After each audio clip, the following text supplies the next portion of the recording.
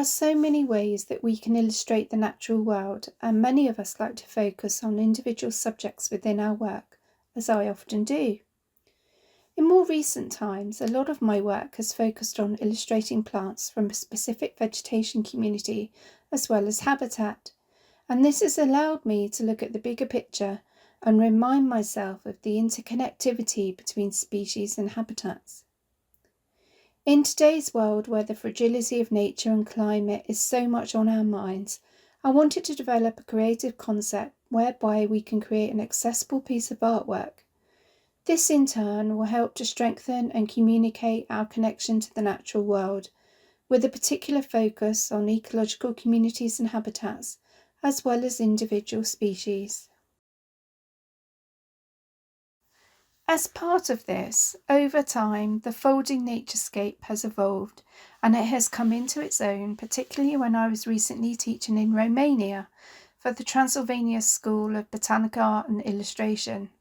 The subjects from the high nature value grasslands and adjacent habitats came together to create a folding naturescape showing some of these plants during the month of October, when their characteristics change towards the end of their flowering stage of growth. I have also created a folding naturescape for an area of lawn in the New Forest, a specific habitat type of grassland where the rare field gentian and autumn lady's tresses flower, the latter being the last orchid to flower each year in the UK.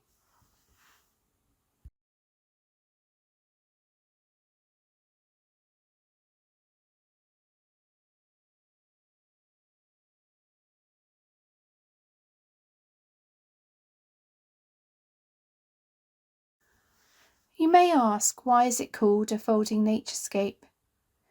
It is created on a piece of paper in a format of your choice and includes a single or double fold. This enables the subjects to be illustrated on both sides of the paper in places, and is an inspiring way to reveal hidden features of your chosen subjects. It is a creative piece that is meant to be handled and shared with others. A media of your choice can be used, and each folding naturescape can evolve over time, such as several seasons, or showing subjects during a specific snapshot of time. Now the time has come where I wish to share the folding naturescape concept with others. It will form a major part in the learning opportunities I provide as a botanical and natural history illustrator and tutor,